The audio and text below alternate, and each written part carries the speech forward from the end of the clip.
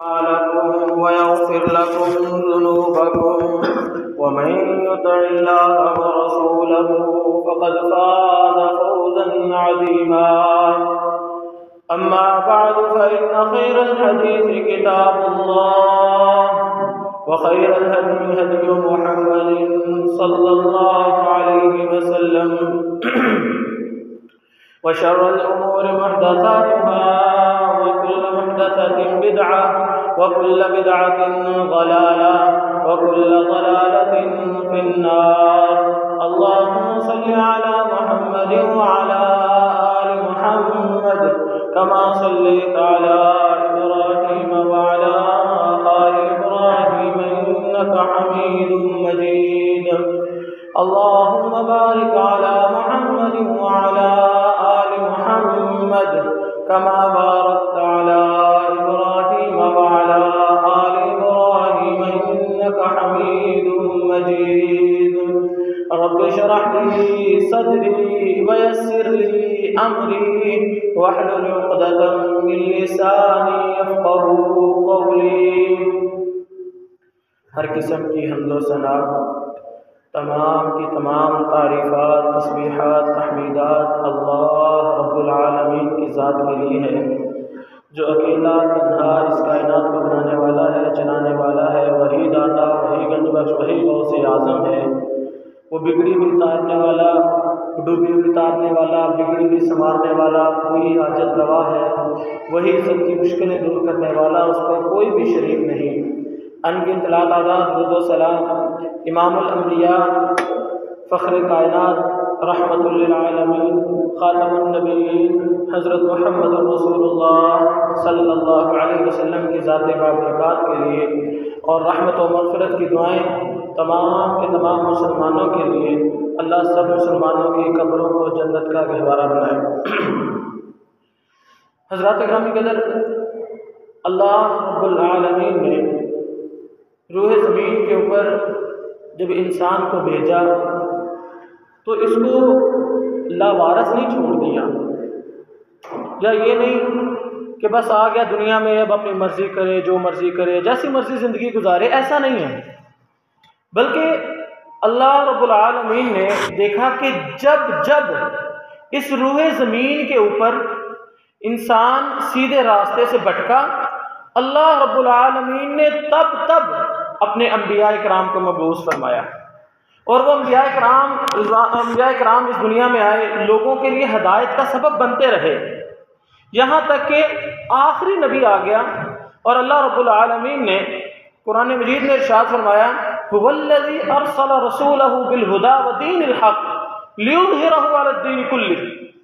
نبی بھیج دیا حق دے کر، اور یہ جو دین لے کر آئے یہ حق واضح کر دے گا. لیظہرہ علی الدین کلہ، تمام کے تمام ادیان کے اوپر اس کو غالب کر دے گا.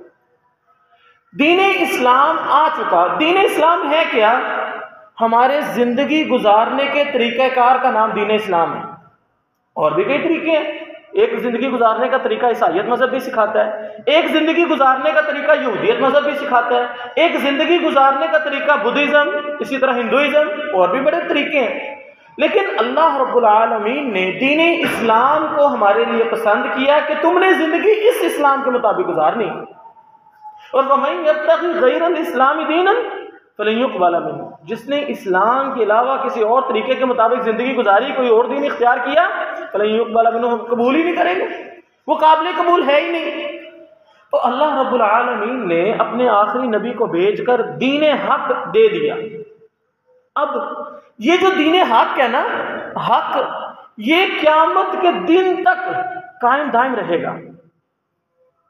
ایسا نہیں ہے کہ اللہ کے نبی صلی اللہ علیہ وسلم فوت ہو گئے تو ان کا دین بھی ختم ہو جائے گا. نہیں، یہ قیامت کے دن تک ہے.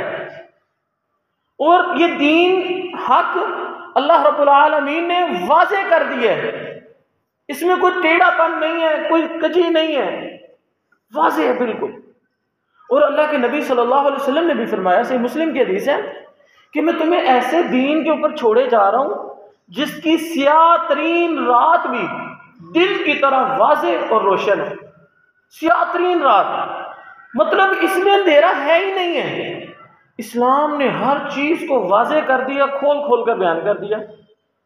اچھا پھر یہ جو حق ہے، یہ جو آسمان سے نازل ہوا، نبی صلی اللہ علیہ وسلم لے کر آئے، اس کو قیامت تک قائم دائم رکھنے کی ذمہ داری بھی اللہ نے خود اٹھا لی۔ اللہ رب العزت قرآن میں فرماتے ہیں انا نحن نزلنا الذکر وانا له لحافظون، بے شک ہم نے اس قرآن کو، اس ذکر کو، قرآن و حدیث کو نازل کیا ہے، اب ہم اس کی حفاظت کرنے والے ہیں، اور قیامت تک اس کی حفاظت کا ذمہ اللہ رب العزت کے ہاں ہے۔ 1450 سال گزر گئے، آج بھی اللہ کے نبی صلی اللہ علیہ وسلم کا بتایا ہوا قرآن مجید، سنایا ہوا قرآن مجید اسی حالت میں آج بھی محفوظ ہے، بغیر کسی زیر زبر کی غلطی کے۔ اللہ کے نبی صلی اللہ علیہ وسلم کے فرامین آج بھی موجود ہیں، اور یہ قیامت کے دن تک موجود رہیں گے۔ اللہ کے نبی صلی اللہ علیہ وسلم نے واضح فرمایا کہ اللہ رب العزت اس دین اسلام کو قیامت کے دن تک غالب رکھے گا۔ اب غالب کیسے؟ فرمایا اللہ رب العزت ایک جماعت کو ہمیشہ قائم دائم رکھے گا، وہ جماعت قیامت کے دن تک رہے گی، اور وہ ہمیشہ دین حق کا دفاع کرتی رہے گی۔ لوگوں کی تنقید، لوگوں کے تانے، لوگوں کی طرف سے دی گئی تکلیفیں ان کو کچھ نہیں بگاڑ سکے گی، وہ دین حق پر بالکل واضح قائم دائم رہیں گے۔ اور اس کا مطلب یہ ہوا کہ دین تو پھر ہے، اور اس کا دفاع کرنے والی جماعت بھی موجود ہے۔ اللہ کے نبی صلی اللہ علیہ وسلم کا فرمان موجود ہے، اللہ رب العزت کا بھی فرمان موجود ہے کہ میں نے اس کی حفاظت کرنی ہے۔ اللہ رب العزت نے اس کے ذریعے علماء کے ذریعے حفاظت فرمائے، حفاظ کے ذریعے حفاظت فرمائی، یہ اللہ کی مرضی ہے۔ بہرحال اس کی حفاظت ہو رہی ہے۔ ادنیٰ سے ادنیٰ ترین مسلمان بھی یہ بات مانتا ہے کہ قرآن و حدیث اپنی اصلی حالت میں آج بھی محفوظ ہے۔ اچھا، اللہ کے نبی صلی اللہ علیہ وسلم کے ایک اور حدیث بھی ہے صحیح مسلم کے اندر ہی، کہ اللہ کے نبی صلی اللہ علیہ وسلم نے فرمایا یہ دین قیامت کے دن تک قائم رہے گا۔ جب اللہ رب العزت نے قیامت کو قائم کرنا ہوگا نا، قیامت آنی ہوگی، تو اللہ رب العالمین سب سے پہلے ان علماء کو فوت کر دے گا۔ جو لوگ دین حق کا دفاع کر رہے ہوں گے، اللہ رب العزت علماء کو فوت کر دے گا، وہ مر جائیں گے، اس دنیا سے چلے جائیں گے۔ جب علماء نہیں رہیں گے، دین کا دفاع نہیں ہوگا، پھر جہالت پھیلے گی، اور ان جاہل لوگوں کے اوپر، گمراہ لوگوں کے اوپر اللہ رب العزت قیامت کو قائم کریں گے۔ اس کا مطلب یہ ہوا کہ جب تک قیامت نہیں آتی اتنی دیر تک اس دین حق کا دفاع ہوتا رہے گا، یہ دین حق اپنی اصلی حالت میں قائم دائم رہے گا، چاہے کچھ ہو جائے، جتنے مرضی فتنے آ جائیں۔ اور پھر فرمایا یہ غالب رہے گا۔ یہ غالب سے کیا مراد ہے؟ اس کی حکومت رہے گی؟ نہیں، غالب سے مراد یہ ہے کہ یہ دین حق کا دفاع کرنے والے لوگ دلائل کے اعتبار سے ہمیشہ غالب رہیں گے۔ دلائل میں ان کا کوئی ثانی نہیں ہوگا، دلائل میں ان کو کوئی نہیں ہرا سکے گا۔ اب اللہ کے نبی صلی اللہ علیہ وسلم کی زندگی میں دیکھ لو، اب مکے کے اندر جب اللہ کے نبی صلی اللہ علیہ وسلم جب تھے، وہ حق پر تھے کہ نہیں تھے؟ حالانکہ پورا مکہ اللہ کے نبی صلی اللہ علیہ وسلم کے خلاف تھا، لیکن پھر بھی اللہ کے نبی صلی اللہ علیہ وسلم حق پر تھے۔ کیوں؟ کیونکہ اللہ کے نبی صلی اللہ علیہ وسلم کے پاس دلائل تھے، دلائل کے اعتبار سے وہ غالب تھے۔ اسی طرح چاہے ان لوگوں کی حکومت ہو یا نہ ہو، کچھ بھی ہو جائے، دین حق کا دفاع کرنے والے موجود رہیں گے۔ اور آج بھی یقین مانیں، اگر ہم مساجد کے اعتبار سے دیکھیں تو مساجد بھی ہیں دین حق کا دفاع کرنے والوں کی، مدارس کے اعتبار سے دیکھیں تو دین کا دفاع کرنے والے مدارس بھی موجود ہیں۔ اگر آپ بات کریں گے ملٹی میڈیا کی، سوشل میڈیا کی، نیشنل میڈیا کی، تو ان سارے میڈیاز کے اوپر، ان سارے فورمز کے اوپر بھی دین حق کا دفاع کرنے والے موجود ضرور ہیں۔ ہاں باطل بھی ہے، میں یہ نہیں کہتا کہ باطل نہیں، لیکن حق کا دفاع کرنے والے بھی موجود ہیں۔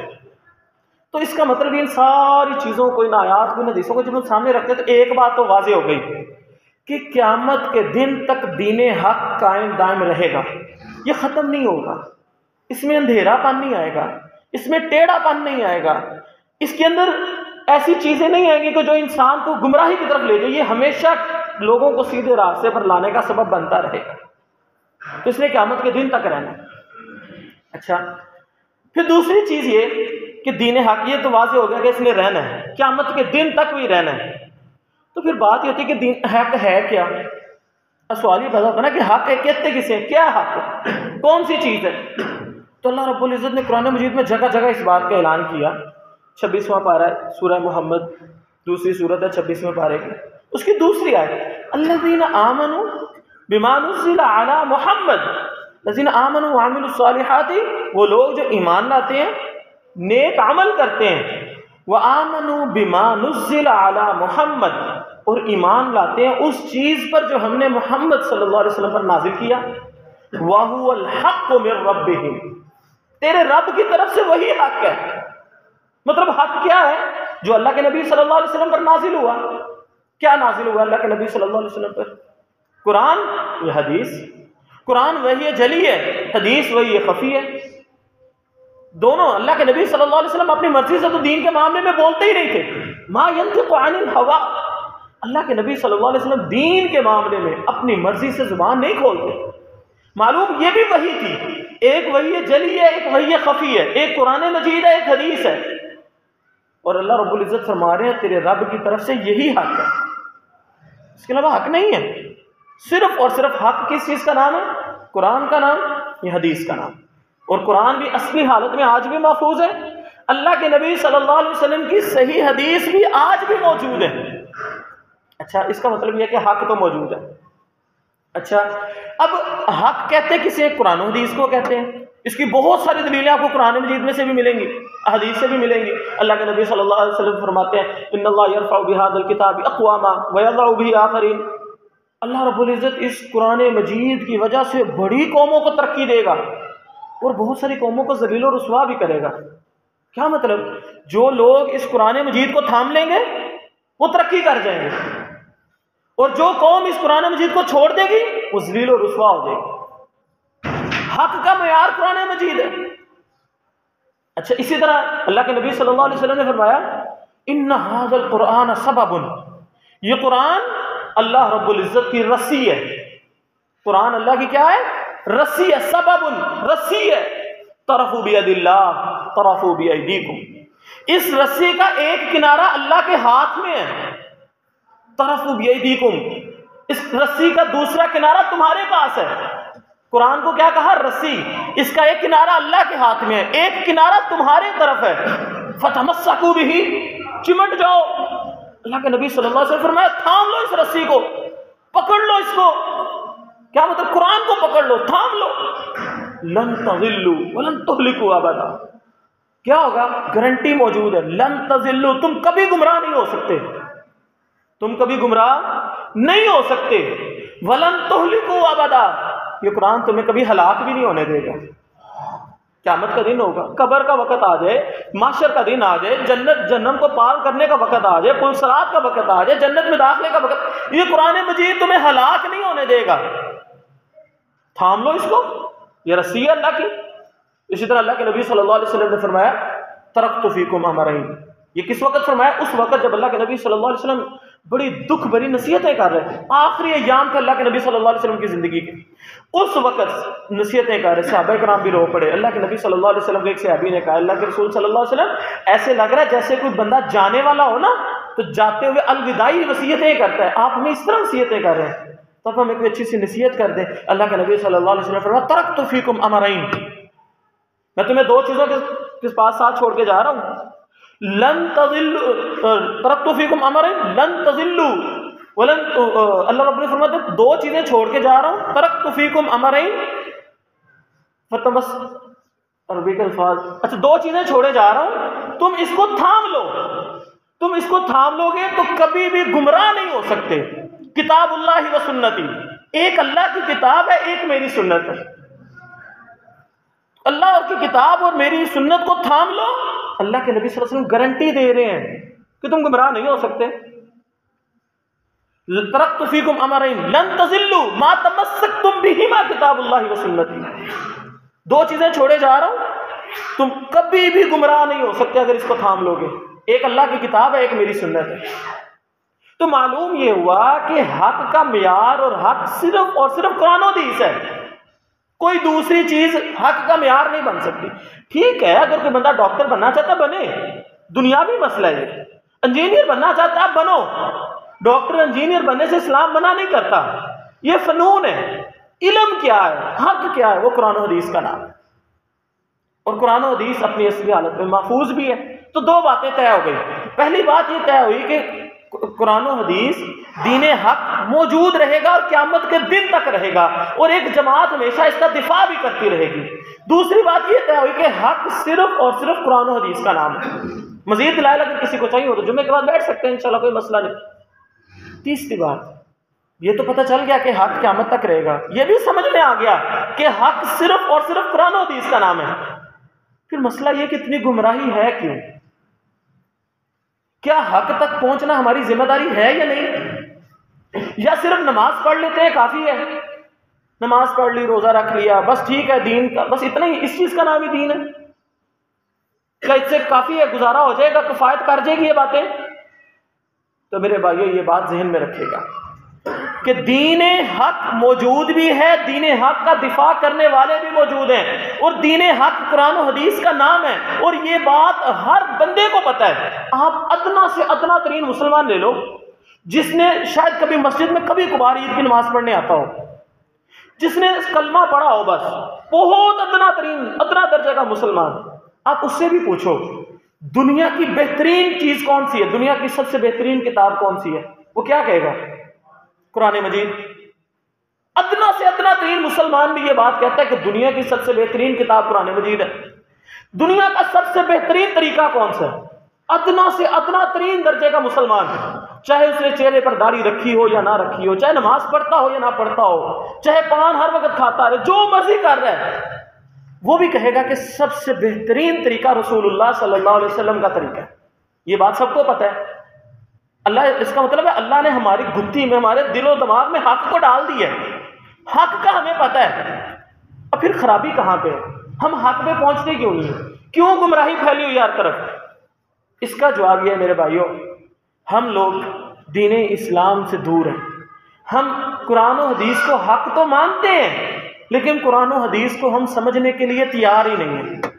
ہم زبان سے تو یہ دعویٰ کرتے ہیں کہ ہم حق پانا چاہتے ہیں، لیکن حقیقت یہ ہے کہ ہم حقیقت کو پانا چاہتے ہی نہیں ہیں۔ حقیقت یہی ہے، زبانی دعوے ضرور ہیں، ہم اپنے عمل سے یہ ثابت کر رہے ہیں کہ ہمیں حق کی ضرورت نہیں ہے، حالانکہ حق تک پہنچنا یہ میری اور آپ کی ذمہ داری ہے۔ اگر آپ حق پر نہیں پہنچتے تو کیا ہوگا؟ آپ کا اپنا نقصان ہے۔ حق تک پہنچنا آپ کی ذمہ داری ہے، ضروری ہے۔ اگر آپ حق تک نہیں پہنچتے تو کامیاب نہیں ہو سکتے۔ یہ بات اپنے ذہن میں بٹھا لیں۔ اللہ کے نبی صلی اللہ علیہ وسلم نے فرمایا، میرے صحابہ، اگر کسی انسان کے کان تک میں محمد کا نام پہنچ گیا، یہ بات اس کے کان تک پہنچ گئی کہ آخری نبی محمد صلی اللہ علیہ وسلم اس دنیا میں تشریف لا چکے ہیں، اب اگر وہ میرے پر ایمان نہ لایا تو بندہ اپنا ٹھکانہ جہنم میں بنا لے۔ مطلب آخری نبی کا نام ہمارے کان تک پہنچنا ہے، اس کے بعد یہ ہماری ذمہ داری شروع ہو جاتی ہے۔ ہم تحقیق کریں، کوشش کریں، جستجو کریں اور سیدھے راستے کو ڈھونڈیں، حق تک پہنچیں۔ اللہ رب العزت قرآن مجید میں بھی یہ بات فرماتے ہیں، فمن اسلم پارے کے اندر اللہ رب العزت فرماتے ہیں، وسیق الذین کفروا الی جہنم زمرا۔ کافر لوگ جب ان کو جہنم کے دروازے کی طرف دھکیلا جائے گا، جہنم کے دروازے پر آئیں گے، تو جہنم کے دروازے جب ان کے لیے کھولے جائیں گے تو وسیق الذین کفروا الی جہنم زمرا حتی اذا جاؤوها فتحت ابوابها وقال لهم خزنتها الم یاتکم رسل منکم یتلون علیکم آیات ربکم وینذرونکم لقاء یومکم ھذا قالوا بلی ولکن حقت کلمۃ العذاب علیکم۔ جہنم کے پاس جائیں گے، جہنم کے دروازے کھولے جائیں گے، جہنم کے داروغے پوچھیں گے، اوے تم لوگوں کے پاس اللہ کا رسول نہیں آیا تھا جو تمہیں اللہ کی آیتیں پڑھ پڑھ کر سناتا، تمہارا تزکیہ کرتا؟ تو کافرہ کے جو جہنمی لوگ ہیں نا، وہ کیا جواب دیں گے؟ قالوا بلا، آیا تھا، ہاں آیا تھا رسول، اس کی آیتیں تلاوت کی جاتی تھی، وہ باتیں بتاتا تھا ہمیں۔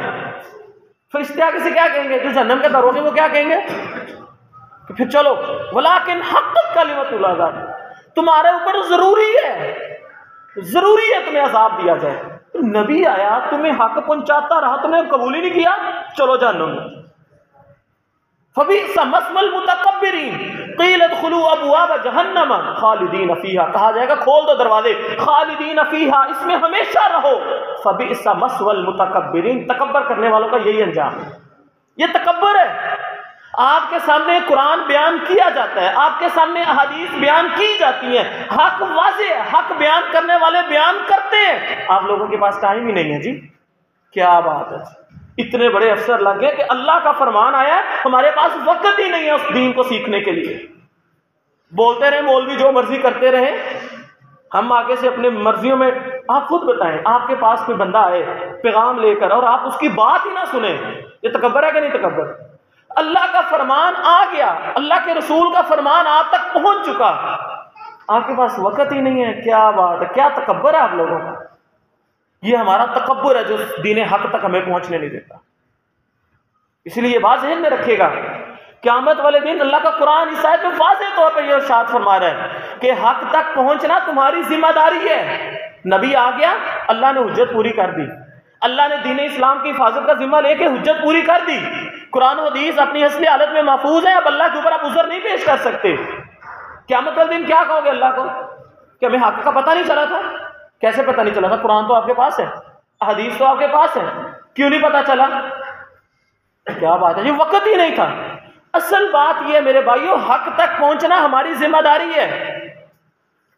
حضرت سعد بن ابی وقاص رضی اللہ تعالیٰ عنہ عشرہ مبشرہ صحابہ میں سے ایک دن کھڑے ہوئے تھے اور ان کے پاس حضرت حذیفہ بن یمان رضی اللہ تعالیٰ عنہ بھی موجود تھے۔ یہ حضرت حذیفہ بن یمان وہی صحابی ہیں جو مشہور تھے فتنوں کے بارے میں، اکثر اللہ کے نبی صلی اللہ علیہ وسلم سے سوال کیا کرتے تھے۔ ان کو رازدان رسول صلی اللہ علیہ وسلم بھی کہا جاتا ہے۔ اللہ کے نبی صلی اللہ علیہ وسلم نے ان کو اپنے راز بتائے ہوئے تھے، منافقوں کے نام ان کو بتائے تھے، وہ نام ابو بکر عمر کو بھی نہیں بتائے۔ یہی وجہ ہے حضرت عمر رضی اللہ تعالیٰ عنہ کہا کرتے تھے کہ جب کوئی فوت ہوتا تھا نا، جنازے کا وقت آتا تھا تو میں دیکھتا تھا، اگر حذیفہ بن یمان جنازے پر گیا تو میں بھی چلا جاتا تھا، اگر وہ نہیں تھا جاتا تو میں بھی نہیں تھا جاتا۔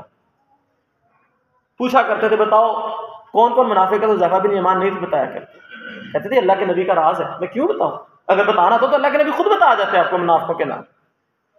پھر اللہ کے نبی صلی اللہ علیہ وسلم کے پیارے صحابی حضرت عمر رضی اللہ تعالیٰ عنہ نے اپنی مجلس شورا میں ان کو رکھا ہوا تھا، کوئی گورنر کوئی عامل مقرر کرنا ہوتا تھا تو ان سے ضرور مشورہ کرتے تھے۔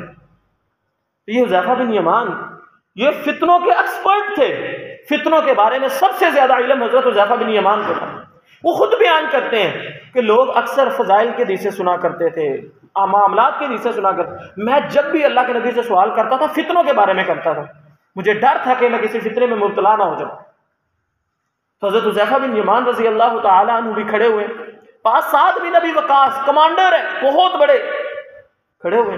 ایک آدمی آیا، آ کر کہنے لگا سعد ایک بندہ گھر سے تلوار لے کر نکلے، لڑائی کرنے کے لیے تلوار لے کر نکلے، خالصتاً اللہ کے لیے غصہ کھائے، غور سے سنیے گا، خالصتاً اللہ کے لیے غصہ کھائے، کوئی ذاتی وجہ نہیں ہے، کوئی ذاتی لڑائی نہیں ہے، صرف اللہ کی خاطر غصے میں آیا ہوا ہے، اللہ کی خاطر غیرت کھائی ہوئی ہے اور تلوار اٹھا کے اللہ کے دین کو بلند کرنے کے لیے نکل پڑتا ہے، کوئی ذاتی مسئلہ نہیں ہے، لڑتے لڑتے مارا جاتا ہے، جنت میں جائے گا؟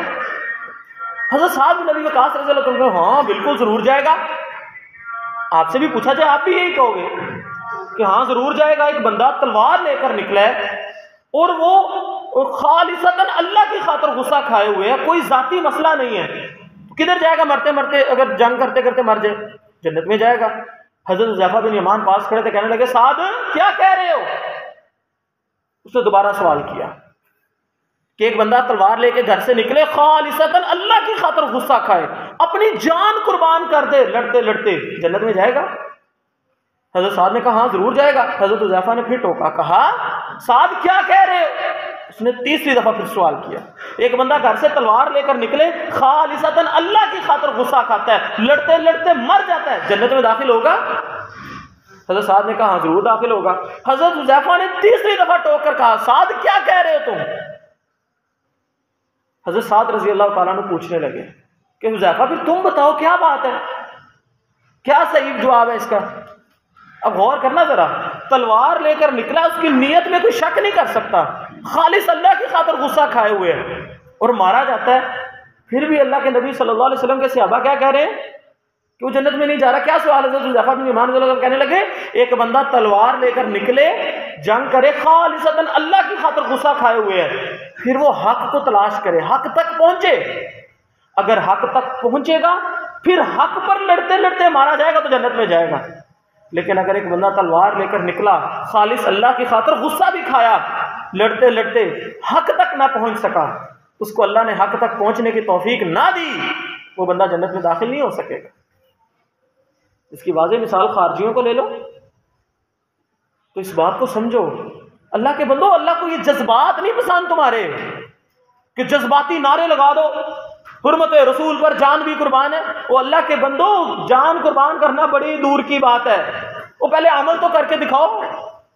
جان قربان کرنا تو آخری سٹیپ ہوتا ہے، وہ پہلے اللہ کے بندو اپنے عقیدے کی تو اصلاح کر کے دکھاؤ، حق کا پرچار تو کر کے دکھاؤ، سنت پر عمل تو کر کے دکھاؤ، بدعات کا رد تو کرو، چہروں پر داڑھی تو سجاؤ، کپڑے تو ٹخنوں سے اوپر کرو۔ یہ اسلام ظاہر مانگتا ہے، ان چیزوں پر عمل کرو، پتہ چلے گا یار یہ بندہ مخلص ہے۔ پھر جب وقت آئے گا نا جان قربان کرنے کا، اللہ جان بھی قبول کرے گا۔ لیکن یہ بات اپنے ذہن میں رکھیں، ایک بندہ نکلے حق تک اگر نہ پہنچ سکا تو وہ جنت میں نہیں جائے گا۔ یہ حدیث بھی اس چیز کی نشاندہی کرتی ہے، لوگوں حق تک پہنچنا ضروری ہے آپ کا۔ اپنی مرضی سے زندگی گزارتے رہو گے تو کامیاب ہو جاؤ گے، ایسا نہیں ہے۔ اور یہ بات یاد رکھنا، سب سے ہلکا ترین عذاب ہے یہ فرقہ واریت، سب سے ہلکا ترین عذاب۔ اب سوچیں پہلی امتوں پر کون سے عذاب آتے تھے؟ ایک عذاب آیا آسمان سے، جب آسمان سے عذاب آیا سارے کے سارے تباہ و برباد ہوئے کہ نہیں ہوئے؟ اگر اس امت کے اوپر آسمان سے عذاب آ جاتا، اچھے بھی مارے جاتے، برے بھی مارے جاتے، سارے ہی گئے، ختم، امت ہی ختم۔ لیکن اللہ رب العزت نے اس امت کے اوپر سے عذاب نہیں نازل کیا۔ اگر زمین سے عذاب آتا، جیسے قوم نوح پہ آیا تھا، پانی زمین نے چھوڑنا شروع کر دیا، سب غرق ہو گئے، سب مارے جاتے، اچھے برے سب گئے، اس امت کے اوپر نیچے سے بھی عذاب نہیں آیا۔ کسی ایک حصے میں زلزلہ وغیرہ آ جائے الگ بات ہے، بحیثیت امت اس امت پر کبھی نیچے سے اس طرح عذاب نہیں آیا کہ ساری امت غرق ہو جائے۔ پھر تیسرا عذاب فرقہ واریت، یہ سب سے ہلکا ترین عذاب ہے۔ فرقہ واریت ہے ٹھیک ہے، مانتے ہیں 73 فرقے ہیں، ہوں گے، اللہ کے نبی صلی اللہ علیہ وسلم نے پیشین گوئی کی تھی، اس میں کوئی دوسری رائے نہیں ہے۔ لیکن اب ذرا غور کریں، یہ سب سے ہلکا فتنہ ہے۔ آج کے دور میں اتنے فتنوں کی موجودگی کے اندر بھی ایک بندہ حق کو اگر تلاش کرنا چاہے، آپ کو پتا ہے حق صرف چند قدم کی دوری پر آپ کے پاس کھڑا ہوا ہے، چند قدم کی دوری پر۔ کیا اتنا آسان ہے حق کو ڈھونڈنا؟ قرآن مجید سب مانتے ہیں نا اللہ کی کتاب ہے، دنیا کی سب سے بہترین کتاب ہے، قرآن کو ترجمے سے پڑھنا شروع کر دو۔ آپ قرآن کا ایک سپارہ، 1 سے 2 سپارے پڑھ لو، آپ کو حق سمجھ میں آ جائے گا، آپ کو دنیا کے سارے باطل فرقوں کا رد سمجھ میں آنا شروع ہو جائے گا۔ آپ کے ذہن میں آئے گا لو جی یہ کیسے بات ہے، باقی مسالک جو ہیں وہ بھی تو قرآن کا ترجمے پڑھتے ہیں، درس بھی دیتے ہیں۔ یا دوسروں کو چھوڑو، اسلام نے آپ سے دوسروں کی ڈیمانڈ مانگی ہے، اسلام نے آپ سے یہ کہا کہ اپنے ماں باپ کے دین پر چلو۔ اگر ماں باپ کے دین پر چلنا صرف جائز ہوتا اور یہی حق ہوتا تو ایمانداری سے بتاؤ حضرت ابراہیم علیہ السلام کتنے اولو العزم پیغمبر ہیں، اولو العزم، کتنے انبیاء، حضرت ابراہیم کے بعد جتنے انبیاء کرام آئے سارے حضرت ابراہیم علیہ السلام کی اولاد میں سے۔ اس حضرت ابراہیم علیہ السلام کی سنت کو ہم بڑی عید پہ جانور ذبح بھی کرتے ہیں۔ باپ کیا کرتا تھا؟ بت بنا بنا کر بیچتا تھا، باپ کافر تھا۔ آپ اسی طرح کتنے لوگوں کو دیکھ لو، صحابہ کرام کے باپ کیا تھے؟ ایک مشرکین کی نسل چلتی آ رہی تھی نا، جو ایمان لے آیا وہ ایمان لے۔ حضرت علی رضی اللہ تعالیٰ عنہ کے باپ کا نام کیا ہے؟ ابو طالب۔ سب کو پتہ ابو طالب وہ ہیں جنہوں نے اللہ کے نبی صلی اللہ علیہ وسلم کی بھی پرورش کی۔ جب فوت ہونے لگے صحیح مسلم کے حدیث، اللہ کے نبی صلی اللہ علیہ وسلم کان میں جا کہہ رہے ہیں ابو طالب کلمہ پڑھ دو، اس کلمے کی وجہ سے میں تمہاری سفارش کر لوں گا۔ نہیں پڑھا کلمہ، پاس ابو جہل کھڑا کیا کہہ رہا تھا؟ بدبخت ابو طالب مرتے وقت اپنے باپ دادا کے دین کو چھوڑ دو گے؟ تو ابو طالب نے مرتے وقت کیا کہا؟ میں اپنے باپ عبد المطلب کے دین پہ مروں گا۔ ضد، تکبر، انا سامنے آ گیا۔ صرف ماں باپ کے دین پر چل، کہاں پر اللہ نے قرآن میں کہا کہ دین تمہارے ماں باپ کا ہے؟ ہاں دنیا کے معاملے میں ماں باپ کی فرما برداری اخیر کی ہونی چاہیے۔ ایک بچہ آیا تھا نا اپنے باپ کی شکایت لے کے کہ میرا باپ میری جیب سے پیسے نکال لیتا ہے، اللہ کے نبی صلی اللہ علیہ وسلم واقعہ کو مختصر گریبان سے پکڑ کے کہا تھا تو اور تیرا سارا پیسہ تیرے باپ کا ہے۔ لیکن جب دین کی باری آئے گی، دین کے معاملے میں ہزاروں ماں باپ بھی قربان کیے جا سکتے ہیں، دین اسلام سب سے افضل ہے۔ اسی مسجد میں نے پہلا جو جمعہ پڑھایا تھا وہ اسی موضوع پر تھا کہ دین اسلام کی فضیلت سب سے زیادہ ہے، ہر چیز اس دین کی خاطر قربان کی جا سکتی ہے۔ تو خدارا حق صرف قرآن و حدیث کا نام ہے، تمہارے ماں باپ کے دین کا نام حق نہیں ہے، یا جو مولوی بتا رہے وہ حق نہیں ہے، حق وہ ہے جو قرآن و حدیث ہے۔ تو حق کتنا دور ہے؟ آپ قرآن کے 2-4 سپارے ترجمے سے پڑھ لو، آپ کو پتا چل جائے گا حق کیا ہے۔ یار 24 گھنٹے آپ کی زندگی کے، 1 گھنٹہ، صرف 1 گھنٹہ مختص کر لو اپنی زندگی کا، روزانہ 1 گھنٹہ قرآن و حدیث کا مطالعہ کرنا شروع کر، 1 گھنٹہ، زیادہ نہیں ہے، صرف 1 گھنٹہ، آپ کو چند دنوں میں سیدھے راستے کی سمجھ آ جائے گی، چند دنوں میں۔ اب نماز کی بات کرتے ہیں نا، مثال طور پہ عقیدہ، قرآن کا ترجمہ پڑھو گے آپ کا عقیدہ ٹھیک ہو جائے گا، اب سمجھ کے پڑھنا شروع کر دو۔ اور یہ کتنا افضل عمل ہے۔ ابو درداء رضی اللہ تعالیٰ عنہ کہا کرتے تھے، لوگوں ایک آیت سمجھ کے پڑھنا پورا قرآن پڑھنے سے بہتر ہے۔ یہ جس طرح ہم پڑھتے ہیں نا، دگڑ دگڑ دگڑ، سپیڈ، اس طرح پڑھنے سے بہتر آپ ایک آیت سمجھ کے پڑھ لو۔ یہ ابو درداء رضی اللہ تعالیٰ عنہ کا قول ہے، ایک آیت سمجھ کے پڑھنا۔ وہ جو صبح حدیث میں آتے ہیں نا، اللہ کے نبی صلی اللہ علیہ وسلم نے فرمایا تھا، تم میں سے جو صبح ایک آیت سمجھ کے پڑھے گا، وہ گویا اس طرح جس طرح اس کو سرخ اونٹ مل گیا، اتنا فائدہ ہوگا اس کو۔ سرخ اونٹ کم از کم بھی آج کے دور میں میرا خیال ہے کچھ 4-5 لاکھ روپے کا ہوگا۔ ایک آیت سمجھ کے پڑھنے کا آپ کو اتنا فائدہ ہوگا جیسے سمجھو آپ نے 4-5 لاکھ روپے حاصل کر لیا، اتنا فائدہ ہوگا جیسے سمجھو آپ نے 4-5 لاکھ اللہ کی راہ میں صدقہ کر دیا، ایک آیت سمجھ کے پڑھنے کا۔ 2 آیتیں پڑھو گے 2 اونٹ ملنے کا، 3 آیتیں پڑھو گے اتنا فائدہ ہوگا جیسے 3 اونٹ مل گئے ہیں۔ اتنی فضیلت قرآن کو سمجھنے کی ہے۔ اور ہمارا المیہ، ہماری بدبختی کیا ہے، بڑے بڑے دیندار گھرانے بھی جب دین کا شوق آتا ہے نا تو اپنے بچوں کو حفظ کرواتے ہیں، حفظ کر لیا ٹھیک ہے، یہ کوئی بری بات نہیں، بڑی اچھی بات ہے، فضیلت والا عمل ہے۔ حفظ کرنے کے بعد پھر بچوں کو اٹھائیں گے اسکول، اکیڈمی، کالج، ساری زندگی وہی دنیا پڑھتا رہے گا، نام کے ساتھ حافظ لگ گیا۔ اور اللہ کے بندے، قرآن تو اسے پڑھنا آتا ہے، اس کو تو قرآن کی سمجھ ہی نہیں ہے۔ قرآن کو سمجھنا ضروری تھا یا اس کو رٹا مارنا ضروری تھا؟ اپنی ایمانداری سے خود بتاؤ، اپنے دل سے پوچھو۔ قرآن کو حفظ کرنا زیادہ ضروری ہے یا قرآن کو سمجھنا زیادہ ضروری ہے؟ حفظ کرنے کی بہت فضیلت ہے، یہ اللہ کی فوج ہے جو قرآن کا دفاع کرے، لیکن آپ بتائیں اصلاح کیسے ہوگی؟ قرآن کو سمجھنے سے یا خالی پڑھنے سے؟ سمجھیں اس بات کو۔ اسی طرح حدیث کا مطالعہ کرنا شروع کریں۔ نماز، صحیح بخاری کے اندر کتاب الصلاۃ، صحیح مسلم کے اندر کتاب الصلاۃ، جامع ترمذی کے اندر کتاب الصلاۃ، سنن ابو داؤد، جتنی حدیث کی بڑی کتابیں، ہر کتاب میں کتاب الصلاۃ موجود ہے۔ آپ صحیح بخاری کا کتاب الصلاۃ پڑھیں گے نا، نماز کا باب، جیسے اردو کی کتاب میں چیپٹر ہوتا ہے، حمد کا چیپٹر، نعت کا چیپٹر، رسول اللہ کے اوپر کوئی چیپٹر ہوتا ہے، قائد اعظم کا چیپٹر ہوتا ہے، 2-3 صفحوں کی کہانی ہوتی ہے۔ اسی طرح حدیث میں بھی چیپٹر ہے۔ کتاب الصلاۃ آپ پڑھ لو، میرا خیال ہے 300-400 حدیث ہے صرف، ساری زندگی کی نماز درست ہو جائے گی۔ لیکن ایمانداری سے بتاؤ، ہم میں سے کتنے لوگ ہیں جنہوں نے آج تک صحیح بخاری یا مسلم یا کسی حدیث کی کتاب میں سے نماز کا طریقہ پڑھا ہو؟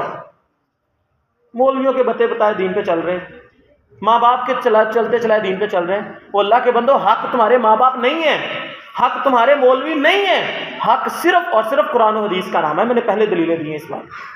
اسی لیے اگر حق کو ڈھونڈنا چاہتے ہو، کوشش کرو۔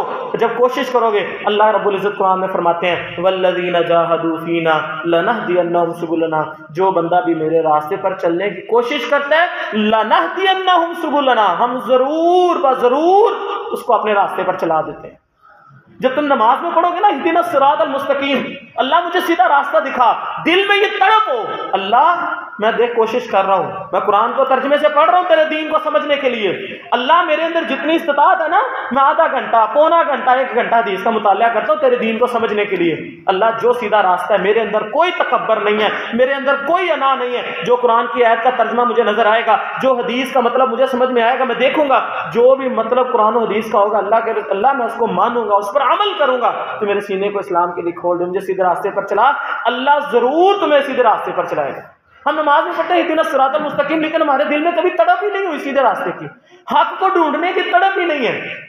اور یہ شیطان نے ایک عجیب دھوکے کے پیچھے لگایا کہ سارے طریقے ٹھیک ہیں، سب کچھ ٹھیک ہے، جو کر رہا ہے کرنے دو، وہ سب ٹھیک نہیں ہے۔ اللہ کے نبی صلی اللہ علیہ وسلم نے فرمایا، میری امت میں 73 فرقے ہوں گے، صرف ایک فرقہ حق پر ہوگا، باقی سب باطل ہوں گے، صرف ایک جنت میں جائے گا۔ اس کی نشانی کیا ہے؟ اللہ کے نبی صلی اللہ علیہ وسلم فرمایا، وہ ایک فرقہ جو حق پر ہوگا نا، اس کی نشانی یہ ہے، وہ میرے اور میرے صحابہ کے طریقے کو سمجھتا ہوگا، وہ میری حدیثوں کو پڑھے گا، میرے قرآن و حدیث کو پڑھے گا، اس کا فہم کس طرح لے گا؟ جیسے میرے صحابہ نے لیا، تقلید کے چکر میں نہیں پڑے گا، قرآن و حدیث کا وہ معنی اور مفہوم سمجھے گا جو میرے صحابہ نے سمجھا، میرے صحابہ کے مطابق اس دین کو سمجھ کے اوپر عمل کرتا رہے گا، وہی گروہ کامیاب ہے۔ اللہ رب العزت سے دعا ہے اللہ رب العزت ہمیں حق تک پہنچنے کی اور حق کی جستجو اپنے اندر پیدا کرنے کی اور حق کو پا لینے کے بعد اس پر عمل کرنے کی اور پھر اس حق کی دعوت دوسروں تک پہنچانے کی توفیق عطا فرمائے۔ وآخر دعوانا الحمدللہ رب